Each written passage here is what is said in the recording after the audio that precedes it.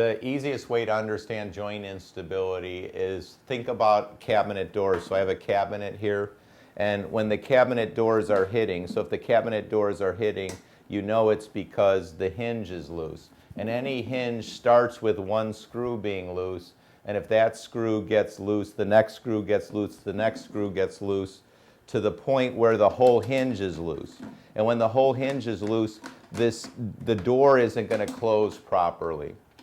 So in the human body, this door and this door represents adjacent bones. So when the adjacent bones start hitting, the cartilage gets worn out. That's why cartilage gets worn out, because the joint is loose.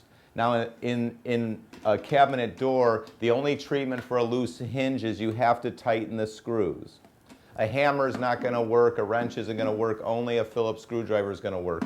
In the human body, when the joint is loose, because the ligaments are not holding this bone in place and the ligaments over here is not holding this bone in place, the only treatment is prolotherapy.